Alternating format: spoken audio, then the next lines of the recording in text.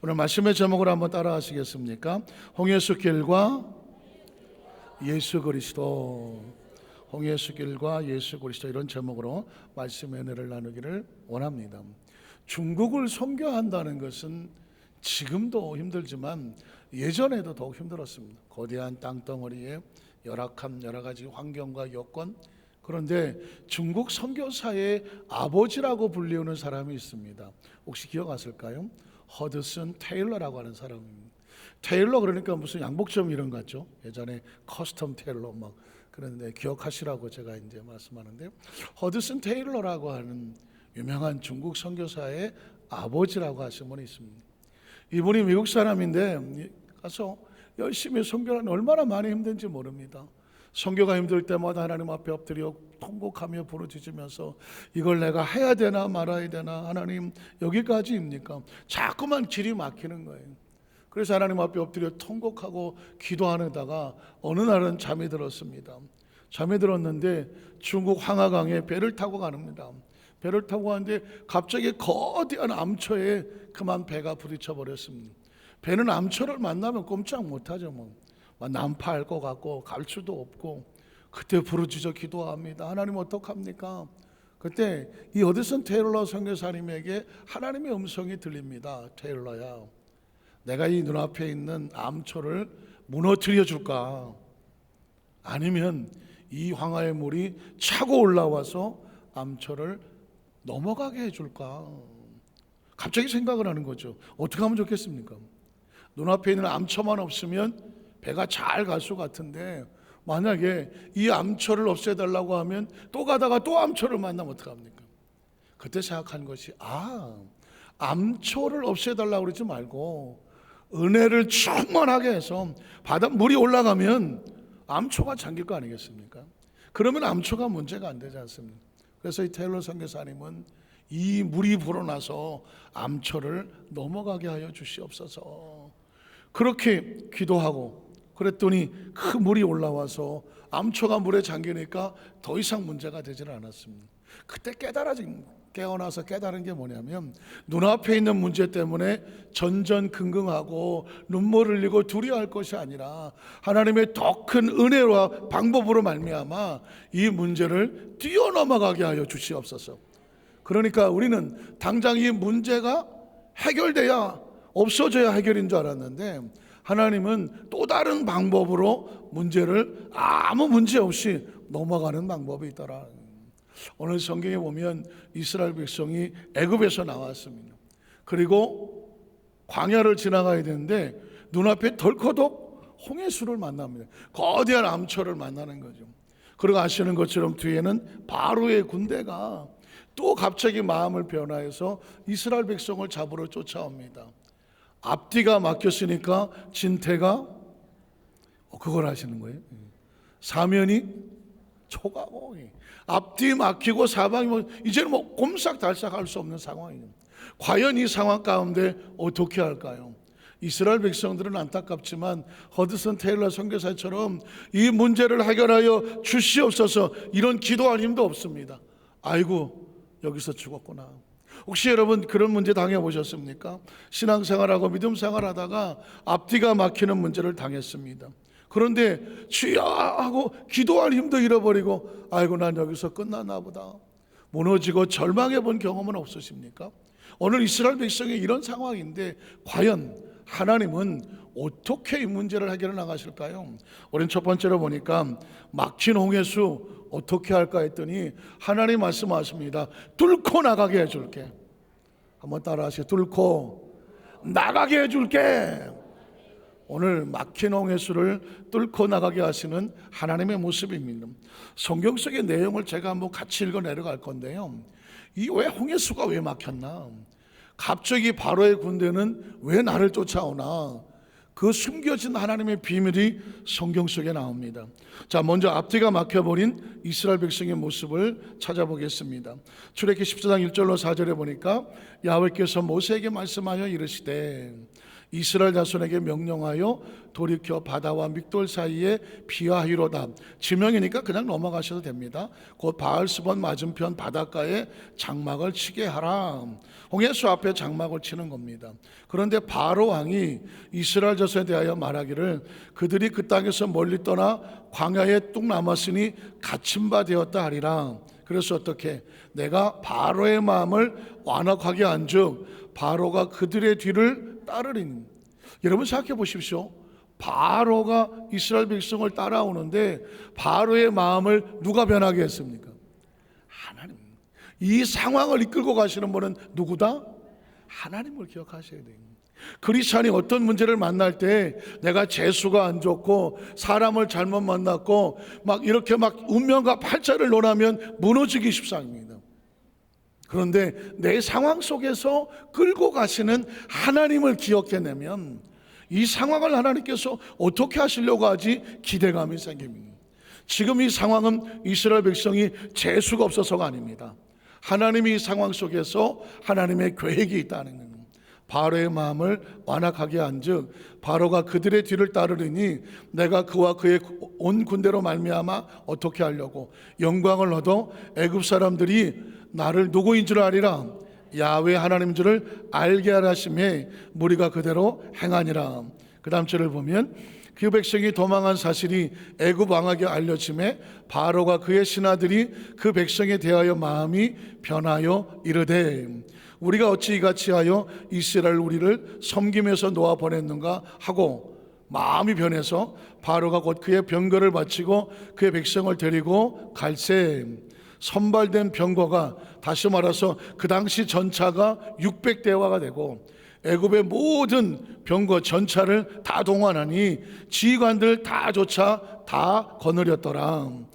야훼께서 애굽 왕 바로의 마음을 완악하게 하셨으므로 겉으로 볼 때는 바로의 군대가 움직이지만 이것조차도 누가 움직이고 있다? 하나님이 움직이고 있다. 바로의 마음을 완악하게 하셨으므로 그간 이스라엘 자손의 뒤를 따르니 이스라엘 자손이 담대히 나갔습니다. 그 다음 절로 보겠습니다. 애굽 사람들과 바로의 말들 병거들과 그 마병과 그 군대가 그들의 뒤를 따라서 바알스본 맞은편 비하히롯 이스라엘 백성이 진을 치고 있는 그 해변 그들이 장막 친 곳까지 쫓아왔다는 것이죠. 이제 큰일 났습니다. 이스라엘 백성들 어떡할 것 같아요? 바로가 가까이 올 때에 이스라엘 자손이 눈을 들어본즉 애굽 사람들이 자기들 뒤에 이른지라. 이스라엘 자손이 심히 두려워하여 야훼께 부르짖고 그들이 또 모세에게 이르되 애굽에 매장지가 없어서 정말 무덤이 없어서 당신이 우리를 이끌어내어서 어디다 이 광야에서 죽게 하느냐? 어찌하여 당신이 우리를 애굽에서 이끌어내 우리에게 이같이 하느냐? 12절 보니까 우리가 애굽에서 당신에게 이런 말이 이것이 아니냐? 가나안은 무슨 가나안이냐? 우리를 차라리 내버려 둬라. 우리가 애굽 사람을 섬길 것이라 하지 아니하더냐? 애굽 사람을 섬기는 것이 광야에서 죽는 것보다 낫겠다. 제가 지난주에 말씀하기를 보통 일반 사람들은 개똥밭에 굴러도 저승보다 이승이 낫다. 육체가 하는 말이라고 말했습니다. 육체가 왜 그럴까 생각해 봤습니다. 이 세상을 살다 보니까 대충 알겠어. 뭐 이렇게 만족하진 않지만 그냥 그런 대로 살만해요. 그런데 갑자기 육체를 벗고 저승에 간다고 하니까 저승은 가본 적이 있어요, 없어요? 난 가본 적이 있다. 아직 없습니까? 그러니 사람은 가본 적이 없으면 왠지 불안하고 초조하고 두렵습니다.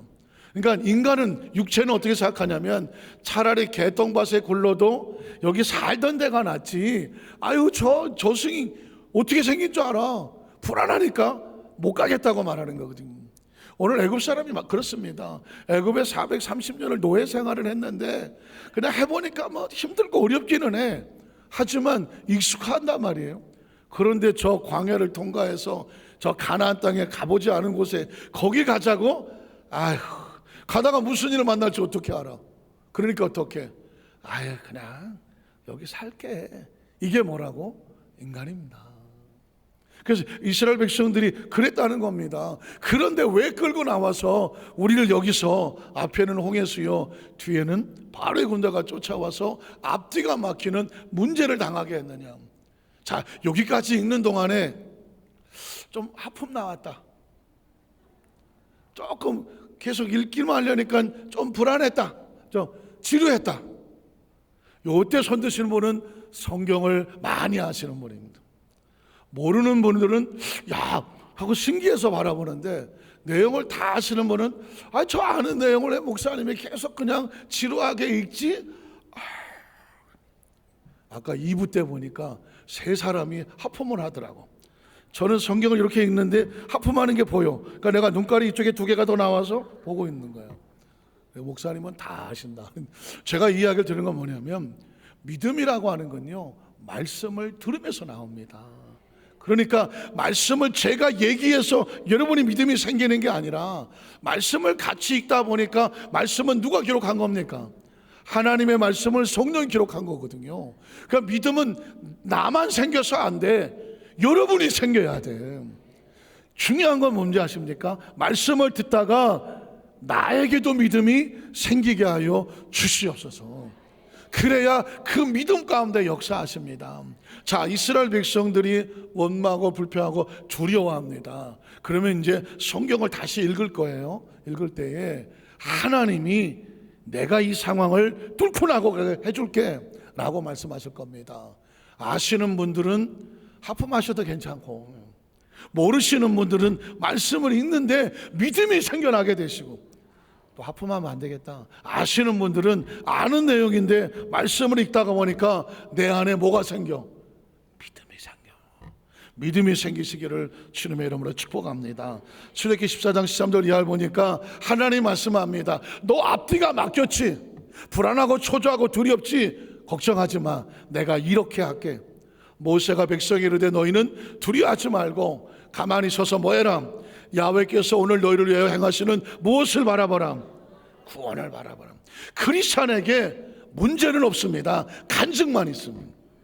이스라엘 백성은 문제라고 생각해서 아이고 큰일 났나, 그런 하나님 말씀합니다. 두려워하지 말고 하나님의 행하시는 구원을 봐. 그리고 구원을 체험하고 그걸 뭐해라? 간증하면 돼. 구원을 바라보라. 너희가 오늘 본 애굽 사람을 영원히 다시 본다 안 본다? 보지 않는다.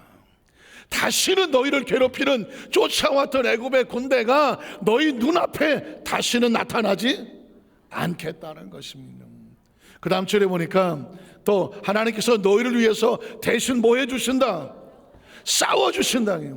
크리스찬의 싸움은 사람의 싸움이 아닙니다. 하나님이 대신 싸워줄 것이니까 너희가 두려워하고 낙심하고 불안하고 초조하지 말고 가만히 평안히 있을지니라. 그 다음 절에 보니까 야훼께서 모세에게 이르시되 너는 어찌하여 내게 보니, 사실은 모세도 불안한 거야. 한 번도 이 앞뒤가 막히는 일을 경험해 보지를 않았어. 어떻게 하지? 모세가 나도 어떻게 할 줄을 몰라. 그러니까 하나님께서 너는 왜 여기서 울고 불고 부르짖느냐? 이스라엘 자손에게 명령하여 앞으로 나가라. 나가게 하고 지팡이를 들고 손을 바다 위로 내밀며 선포해라. 홍해수는 갈라질 지어다. 갈라질 지어다. 모세가 할 것은 뭐냐?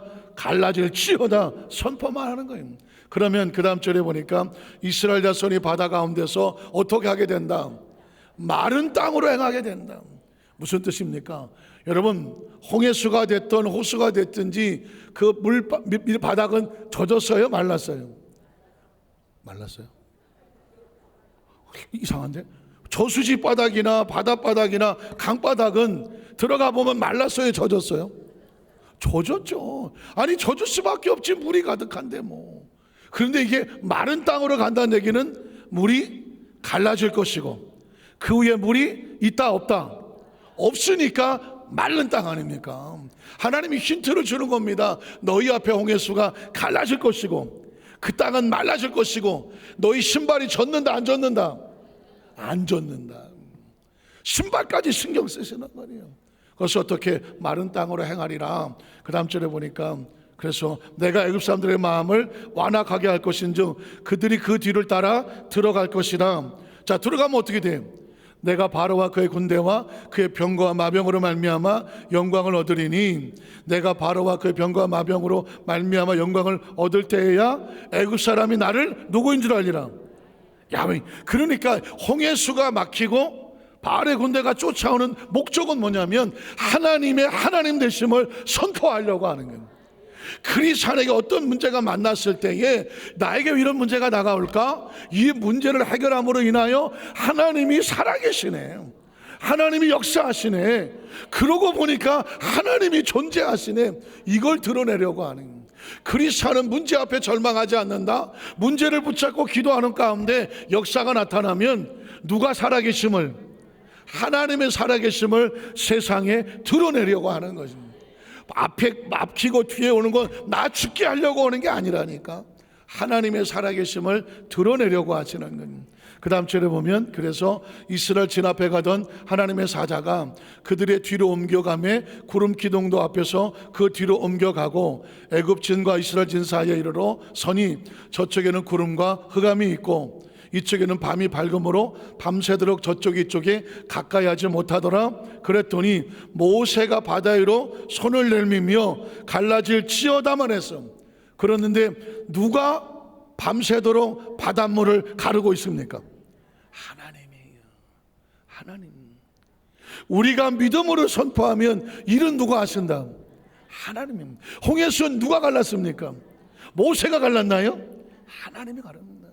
그러니까 하나님께서 내가 갈라줄 것이니까 너희는 두려워하지 말고 가만히 서서 오늘 볼 하나님의 행하시는 구원을 바라볼 지어다.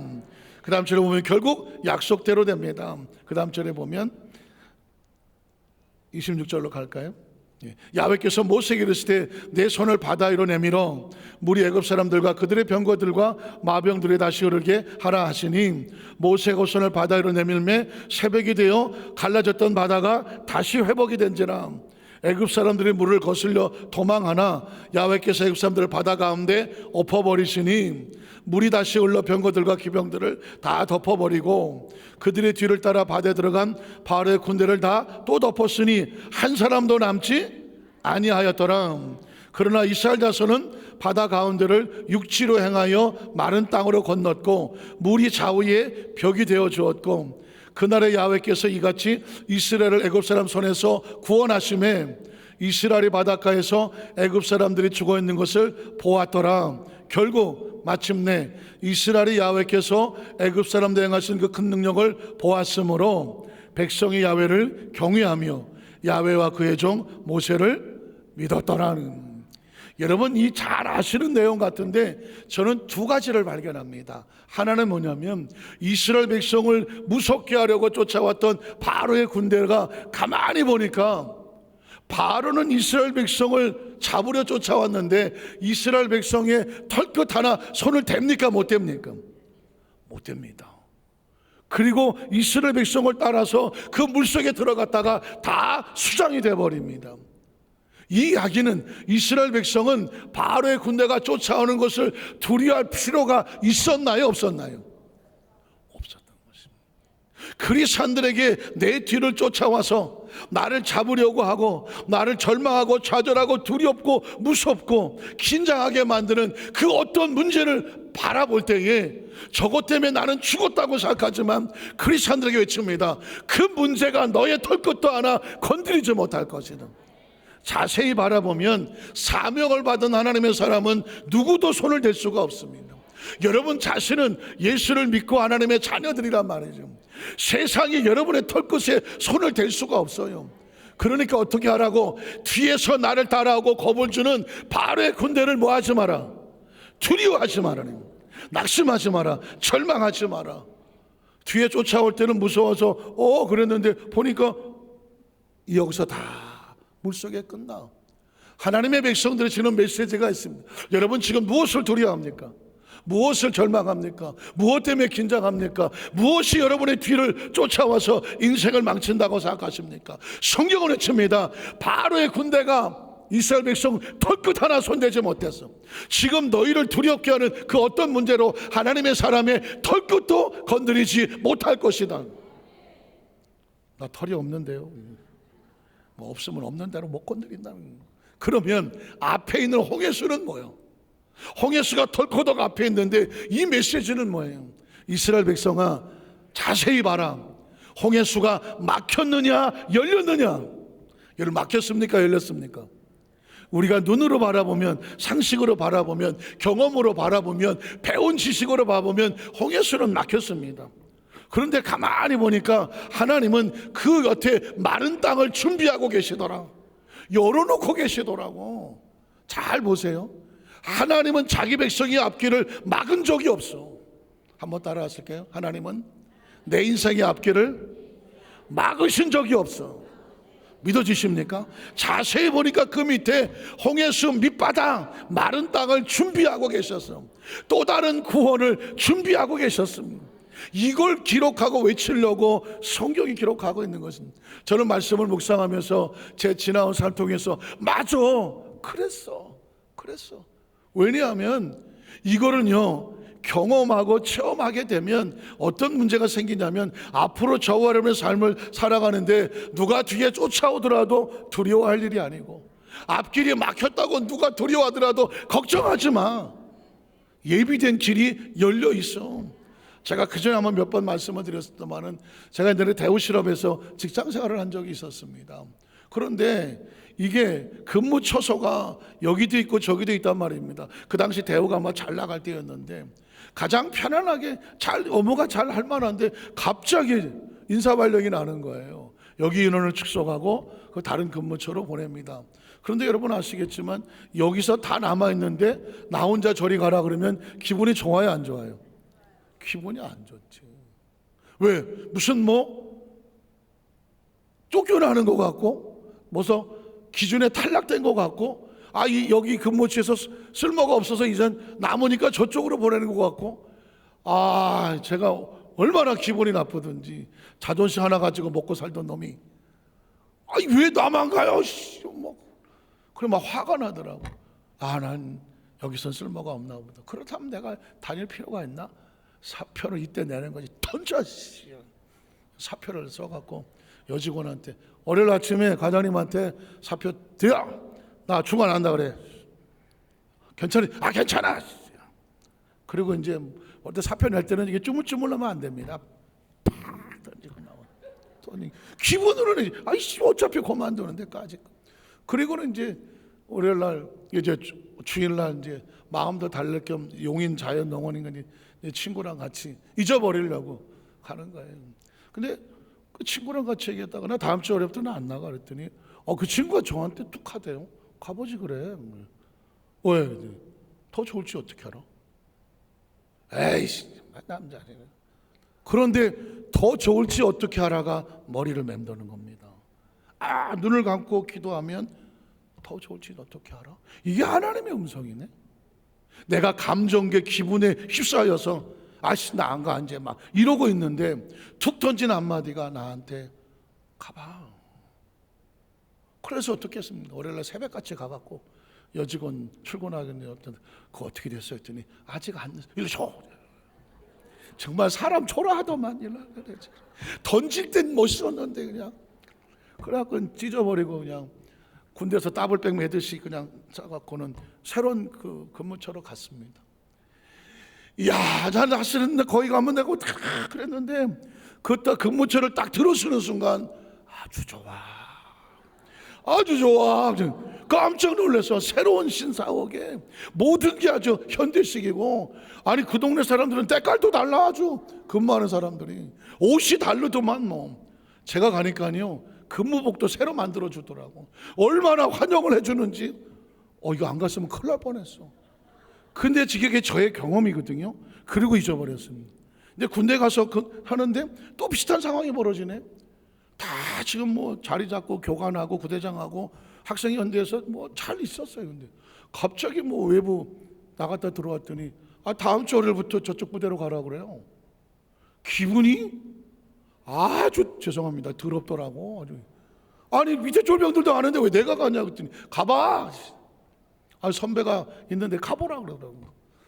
근데 그때 여러분 그 생각이 살짝 나잖아요. 또 군대 가라면 가는 거지 어떻게. 근데 더 기분 나쁜 건 뭐냐면 200명짜리가 있고 500명짜리, 1500명, 2500이 있는데 나보다 후임은 500으로 보내고 나는 200짜리로 보내요.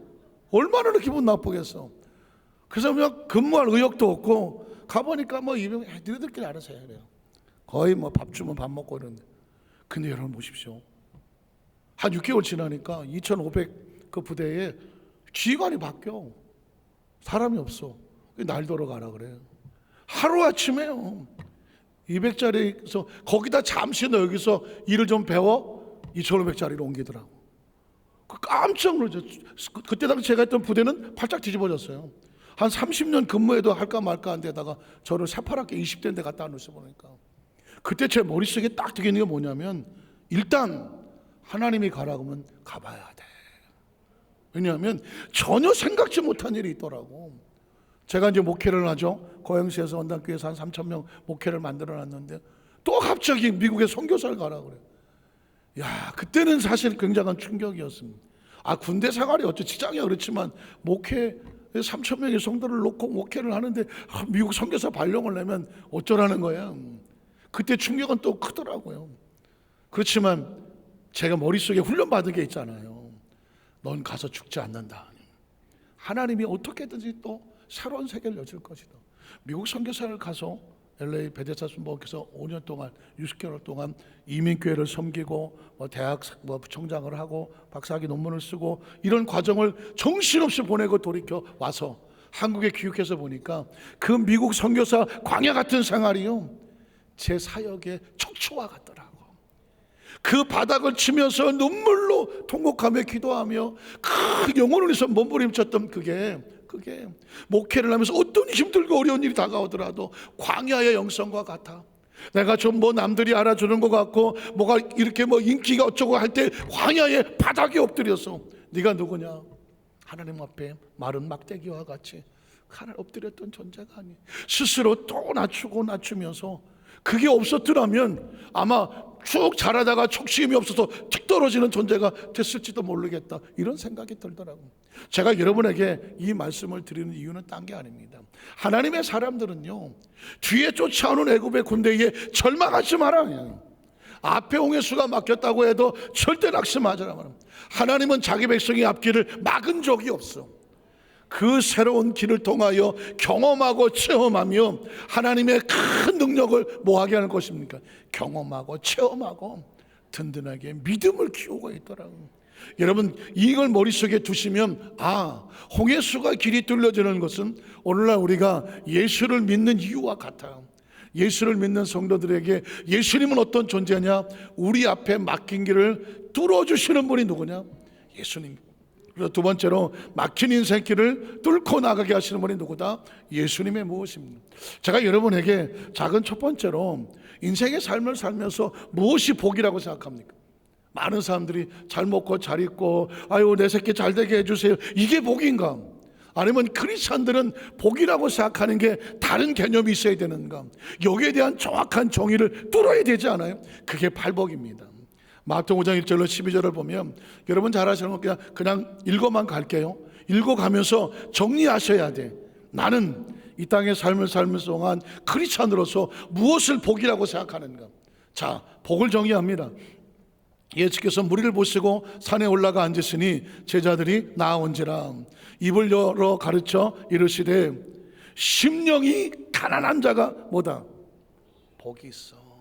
그에게 천국이 그들의 것이라는 마음의 탐욕과 욕심과 세상 것으로 채워놓지 아니하고 가난하다는 얘기는 목마르다는 얘기입니다. 갈급하다는 얘기입니다. 하나님의 은혜가 갈급하고 은총이 갈급하고 의가 갈급하고 경건이 갈급하고 거룩함이 갈급해서 하나님에 대한 갈급함이 있는 사람에게 하나님이 천국을 주신다는 거죠.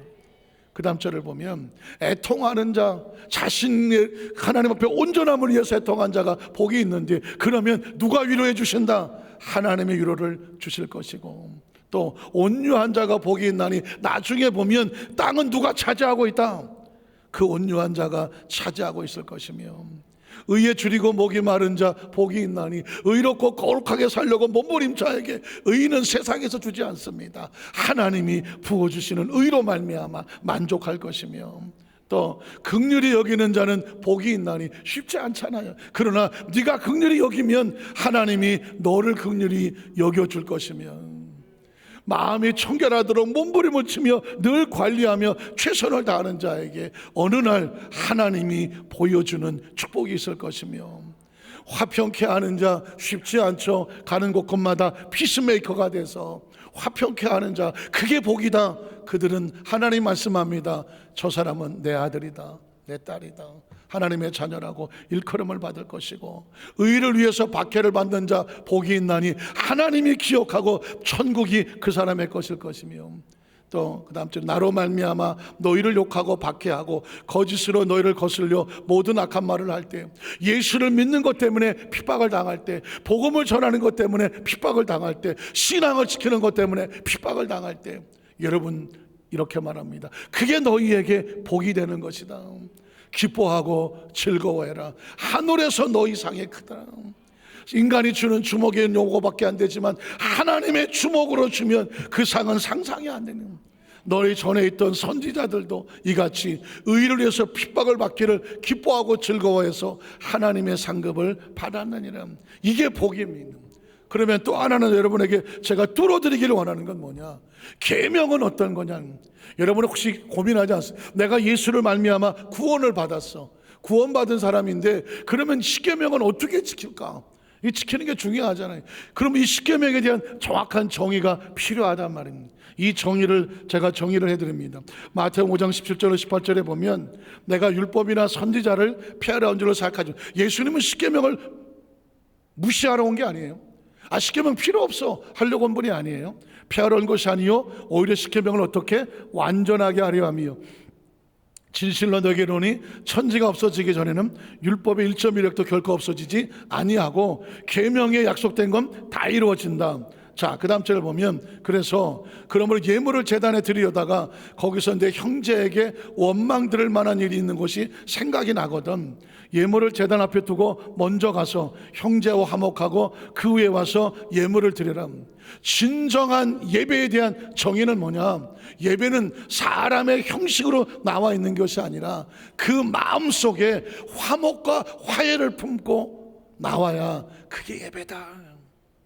그러면 화목과 화해가 안 되는 아픔이 있다면 그 아픔을 끌어안고 하나님 앞에 기도할 때 제일 먼저가 뭐냐? 내 입에서 아픔과 상처에 대한, 나로 힘들게 하는 그 영혼을 위해서 축복할 수 있는 심령의 복을 내려 주시옵소서. 절대로 미워하고 원망하며 보복하고 복수하고 분노와 적개심으로 하나님 저 새끼 그냥 불을 내려주세요, 이거 하지 말아라. 간혹 가다가 목사님, 아유 그냥 저주 좀 해주세요. 저주는 제 전공이 아니라서 그게 그 이야기예요. 하나님 앞에서 네가 예배의 온전함이란 뭐냐? 온전함이란 하나님과 화목한 네가 이웃과 더불어 화목을 품어야 온전한 예배가 되지 않겠느냐? 그게 계명이다. 그 다음 절을 보면, 만일 내 오른눈이 너를 실족하게 하거든 빼어내버려라. 내 백처 중에 하나가 없어지고 온몸이 지옥에 던져지지 않는 것이 유익하며, 또한 만일 내 오른손이 너를 실족하게 하거든 찍어내버려라. 내 백처 중에 하나가 없어지고 온몸이 지옥에 던져지지 않는 것이 유익하니라. 무엇이 중요합니까? 무엇이 중요합니까? 육체를 경멸하는 것은 아니나 무시하는 것은 아니나, 이 세상을 떠날 때 육체로 천국 갈 사람은 아무도 없고 육체의 사명은 이 땅에 사는 동안만 필요해. 그런데 이 육체가 자꾸 죄를 저지르게 해. 영혼의 오염을 가져와 그 영혼이 피투성이게 만들어. 그러면 어떻게? 그 죄를 짓게 하는 그 육체를 찍어 잘라버려라. 실제로 잘라버리라고 할 정도로 어떻게 합니까? 네가 단호하게 영혼이 오염되는 것을 막으라는 것입니다. 눈이 자꾸 여러분을 시촉하게 하거든. 죄송한 얘기지만 성경은 그 눈 때문에 범죄한다면 눈을 빼라요. 자꾸 쓸데없는 소리 들어갖고 네 영혼이 피폐해지거든. 귀를 막아라. 자꾸 남의 것을 훔쳐서 손이 자꾸 나쁜 짓 하거든. 차라리 잘라서 죄를 안 짓는 것이 손 없는 것보다 낫다. 이 이야기는 무슨 얘기입니까? 다 불구자가 되는 얘기가 아닙니다. 내 영혼의 거룩함을 위해서 최선을 다할 수 있는 그 마음의 심령이, 그게 예배가 된다는 거예요. 그게 계명인 겁니다. 그런 거룩한 고민 해보셨습니까? 내가 정말 마음은 원인데 손이 자꾸 나쁜 짓을 해. 할 수 없지만 혹시 그럽니까? 그러다가 이 손버릇 때문에 내 영혼이 잃어버리게 되고 오염이 되고 구원에서 멀어진다면, 그까지 손 때문에 내 영혼을 잃어버리면 그게 무슨 유익이 되겠느냐. 굉장히 사실은 깊은 이야기입니다. 오늘 저와 여러분이 진짜 뭐가 중요하느냐? 영혼의 소중함을 잃어버리지 마라. 또 내 이웃을 사랑하고 내 원수를 미워하라 했다는 것을 너희가 들었으나 나는 너에게는 오니 너희 원수를 사랑하며 너희를 박해하는 자를 위해서 기도하라. 이같이 앉아 하늘에 계신 너희 아버지의 아들이 되리니 이는 하나님이 그 애를 악인과 선인에게 비추시며 비를 의로운 자와 불의한 자에게 내려주심이라.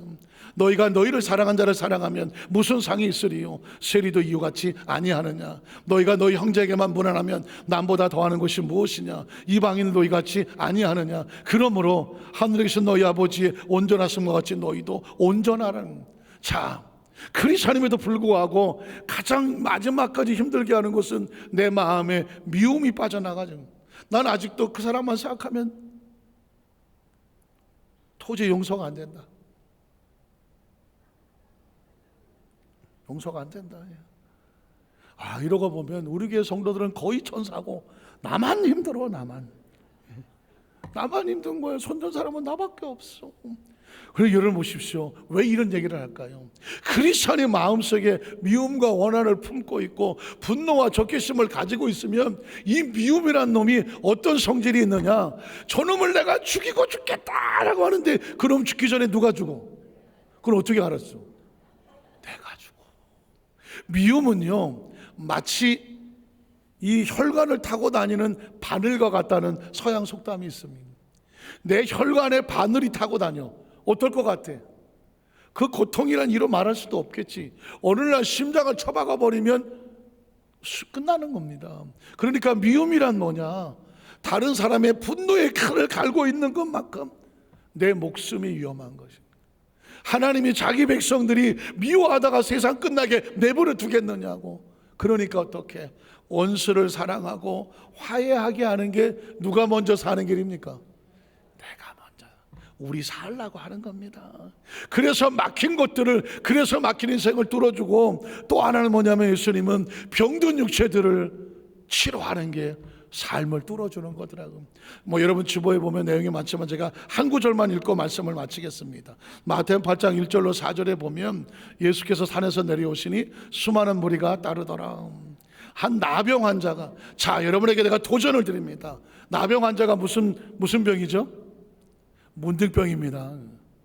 나병 환자가 예수님 시대 이후 2000년이 지났는데 나병 환자 현대의학으로 고칩니까? 못 고칩니까? 아직도 못 고칩니다. 못 고칩니다. 지금도 소록되는데 격리돼서 합니다. 자, 그러면 우리가 알고 있는 이 머리를 가지고 나병 환자가 나와서 절하여 이르되 주여 주께서 원하시면 저를 깨끗하게 하실 수 있나이다. 이게 정상입니까? 비정상입니까?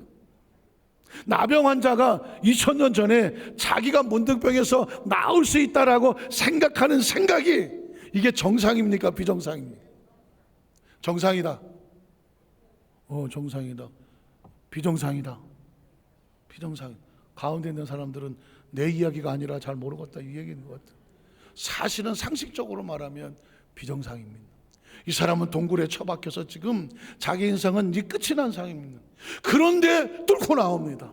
예수를 붙잡고 예수님이 원하시면 이 나병 환자 지긋지긋한 피고름으로 퍼복이 된 내 인생 막혀진 내 인생 나도 뚫고 나올 줄로 믿습니다 라고 하는 겁니다.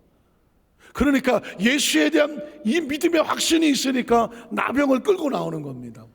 만에 하나 머릿속에 이 나병이 누가 이걸 고칠 수 있겠어? 안 돼 이거 하는 사람 나옵니까? 안 나옵니까? 못 나옵니다. 그런데 이 나병이 나을 수 있다라고 믿으니까 예수 앞에 나옵니다. 그리고 저를 깨끗하게 할 수 있나이다 하고는 그때 예수님이 뭐라고 말하냐면 들어가 안 돼. 그럽니까? 뭐라고 말하냐면 예수께서 손을 내밀어 그에게 대시며 이르시되 내가 뭐한다? 원한다. 내가 원하노니 깨끗함을 받을 지어다. 그랬더니 어떤 현상이 벌어지냐면 그의 문둥병이 깨끗해졌다고 말합니다. 믿어지십니까? 전 여러분에게 도전을 합니다. 제가 겪었던, 정말 저도 충격을 받고 도전을 받았던, 제가 고행성 목회를 할 때에 다니엘 기도를 했습니다. 다니엘 기도를 했는데 다니엘 기도 끝나고 나면 성도들이 막 간증이 나오잖아요. 응답받은 여러 가지 간증이 나옵니다. 간증을 신문에 실기도 하고 주보에 실기도 하고 또 예배 시간에 간증을 합니다.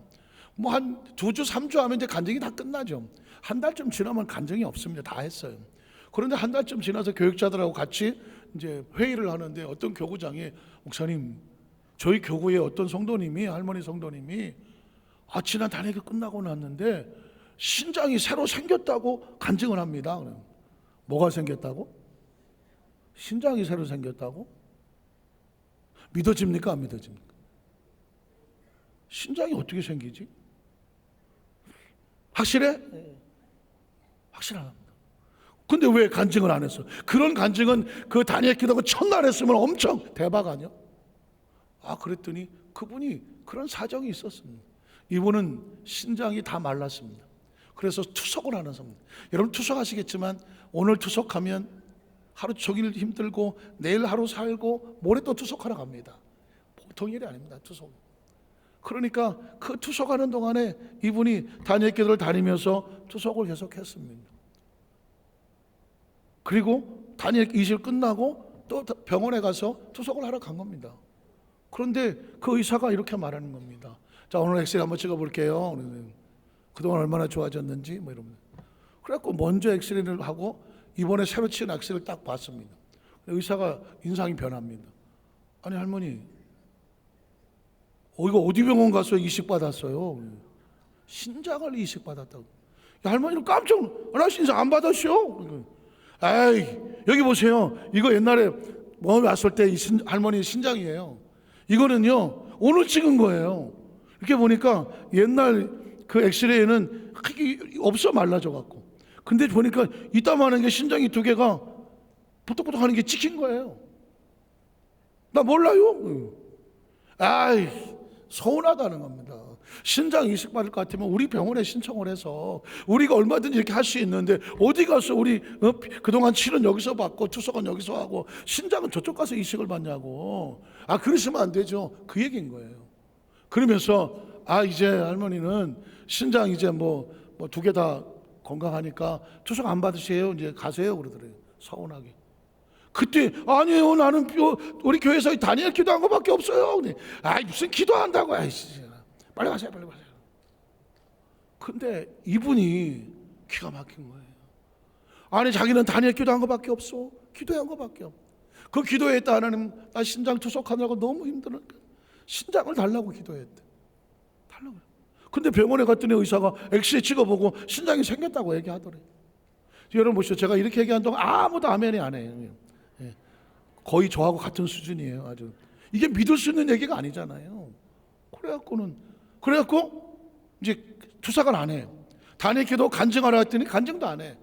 근데 신방을 갔더니 이제 한 달 뒤에 교구장한테 요즘 나 신장 투석 안 다녀요. 왜 그랬더니 하나님이 새 신장을 주셨어요. 무슨 소리냐고 그랬더니 우리 하나님 감사 박수 한번 할까요? 그 간증을 한 달 뒤에 하는 거야. 한 달 뒤에. 그래서 교구장님이 그럼 그런 간증은 좀 일찍 해주시죠. 그랬더니 그분의 얘기가 제 머릿속을 떠나지 않아. 뭐 그렇게 대단한 거라고 해요. 이런 것도 간증이에요? 이런 것도 간증하냐고. 다니엘 기도하면서 하나님이 이렇게 기도하면 신장 주신다면요? 신장 달라고 기도했다는 거예요. 기도했다는 거. 근데 가보니까 신장 주셨다고 엑스레이 확인이 됐다는 겁니다. 그럼 기도해서 받으면 그냥 당연한 거지. 그걸 뭘로 호들갑을 떨면서 간증을 해요? 와. 제가 한 달 뒤에 간증을 듣고 제가 제 자신을 나 솔직히 말해서 그 얘기를 들으면서도 안 믿어지거든. 상식적으로 이게 어떻게 생기냐고요, 이게. 근데 제 머릿속을 딱 쳤던 게 뭐가 있냐면, 조영기 목사님이 말레이시아 성에 한해 다닐 때 어떤 성도가 이렇게 두 눈에 눈이 알이 없어. 눈 알이 없어. 목사님한테 안수를 받으러 왔어. 눈알이 없는데 어떻게 안수, 뭘 어떻게 이거. 그런데 조 목사님이 안수할 때에 현장에서 눈알이 생기는 걸 봤대. 눈알이 생기더래. 조 목사님 안수를 하는데. 그래갖고 그분이 시력을 뜨고 거기서 할렐루야 간증을 했어. 여러분 아멘 못하잖아요. 박수 칠 건 박수, 하나님께 감사 박수하고. 저는 조 목사님이 그 얘기를 들으면서 야, 저걸 믿어야 되나 말아야 되는데도 불구하고 그 현장이 말려서 선교 현장으로 막 방영이 됐어. 그리고 또 생각나는 게 뭐냐면 피터 와그너라고 하는 미국의 플러신 학교 교회 성장학 박사가 있는 교수가 있는데, 이분이 쓴 제3의 물결, 지금도 책이 있습니다. 책에 보면 그분이 하나님의 치유를 경험합니다. 이라크 전에 나가서 다리가 절단된 사람이 있었어요. 그 다리가 절단돼도 늘 아파하거든요. 근데 그걸 기도해 달라고 온 거야. 아니 다리가 없는데 뭔 기도를 해. 할 수 있는 건 하나밖에 없어. 다리가 길어질지어다. 이거 자기 능력이 아닌 거죠. 근데 목사님이 할 수 있는 방법이 그거밖에 없어. 그 자리에 기도를 합니다. 다리가 길어질지어다. 그런데 자기 눈앞에서, 플러신학대학 교수 눈앞에서 다리가 길어지더라는 거예요. 아멘. 뭐 애매하죠 지금? 예. 박수 쳐야 되나 말아 애매하죠. 아멘 할까 말까 애매하죠. 그건 여러분이 제3의 물결이라고 피터 와그너 책 보면 거기에 기록되어 있는 거예요. 그 이후에 이분이 플러신학교 교회 성령학 교수를 내려놓고 치유 사역을 나갑니다. 실제로 이게 미국 같은 얘기라면, 제가 여의도에서 교구장을 할 때, 서대문대교 교장을 할 때에 조 목사님이 한 번은 금요철 예배 때 오늘 예배 가운데에 다리가 짧은 성도가 15cm 정도 되는데 오늘 다리가 길어졌습니다. 그래서 금요철 예배 때 아시는 것처럼 그 넓은 성전에 막 여기저기서 아멘을 하니까 누가 길어졌는지 알 게 뭐예요? 모르잖아요. 근데 주일날 그 서대문대교구의 구역장 하나가 늘 다리가 짧아갖고, 제가 그분 흉내내는 건 죄송하지만 이러고 다리 짧으면 어떻게 돼요? 이렇게 걸을 수밖에 없어. 이렇게 항상 이렇게 걸어. 옆에 보기도 좀 안쓰러워. 그런데 주일날 들어오는데 이러고 들어와. 그럼 어찌 생각하기는 다리 뭐 키높이 구두를 신어서 그런가? 이러고 들어와. 그랬더니 대교구장한테 말하는 거야. 목사님, 지난 금요철 예배 조영계 목사님께서 이 시간에 다리 15cm가 짧았던 성도가 다리가 길어졌습니다. 그러면 그날 하나님 앞에 아멘 하고 돌아왔대. 돌아올 때도 다리가 안 길어졌어. 집에 와서 다음 아침에 일어났는데 보니까 두 다리가 보니까 똑같아졌다는 거예요. 하나님께 감사하고 선물 드릴게요. 그래 난 제가 본 거예요. 제가 그걸 보니까는 깜짝 놀라게, 맨날 이러고 하셨던 분이 저 다리가 더 길어서 있어. 그래서 그분이 그 이후에 얼마나 열심히 전도하고 있는지 몰라. 제가 이야기를 드리는 이유는 딴 게 아닙니다. 하나님이 홍해수 바닥은 분명히 막혀 있었어요. 근데 네가 이게 갈라지면서 마른 땅처럼 걸으리라, 큰 능력을 보리라. 큰 능력을 보리라 하시거든요. 예수님이 문둥병 환자에게 내가 원하노니 나무를 들지어다. 그러면서 그 수많은 간증이 생각이 나면서 제 마음속에 믿음이 오늘 이 자리에 여의도 수만사교회 성도들 마음속에, 우리가 문제는 다른 데 있지 않아. 내 머리에 있어. 이건 안 될 거야, 저건 안 될 거야. 그게 될 수가 있어. 이건 될지. 그러니까 이 머릿속에 있는 생각을 내려놓고 하나님의 큰 능력을 기대하고 하나님의 역사하시면 능치 못함이 없습니다. 능치 못함이 없습니다. 의사가 뭐라고 했든지 간에 의사의 말이 아니라 말씀을 믿습니다. 그 마른 땅처럼 걸어가는 큰 능력으로 막힌 줄 알았는데 뚫고 나가는 것처럼, 내 인생에 막힌 줄 알았는데 뚫고 나가는 역사가, 내 능력이 아니라 하나님이 뚫어준 역사가 나타날 줄로 믿습니다. 지금 머릿속에, 생각 속에 내 인생은 이거야, 난 이거 안 돼, 저거 안 돼, 그게 되겠어. 내가 계산했던 모든 것, 내가 막아놨던 모든 것, 내가 묶어놨던 모든 것 다 털어놓고 어느 시간에 주님 안에서 말씀대로 될 줄로 믿습니다. 믿음을 내려놔야 돼. 문둥병 환자가 이거 날 수 있다고 하니까 튀어나와서 나은 거지, 자기 생각에 이게 낫겠어? 안 나면 못 있는 겁니다. 이 시간에 저와는 기도는 다른 거 아닙니다. 내가 묻고 오르고 가둬뒀던 거 내려놓고, 하나님 이 문제도 하나님이 해결해 주실 줄로 믿습니다 라고 믿음의 고백이 필요해. 그러면 예수는 이렇게 말합니다. 네 믿음대로, 네가 믿고 있는 대로 될지어다. 오늘 이 말씀이 저와 여러분의 운명과 팔자와 세계를 바꿔놔서 우리를 괴롭혔던 큰 모든 무거운 짐들이 다 떨어져 나가고 눈알도 새로 생기는데 다리도 길어지는데 하나님의 역사가 지금도 운행하는데 우리 삶의 이 은총의 축복이 새롭게 충만하시기를 주님의 이름으로 축원합니다. 기도하겠습니다.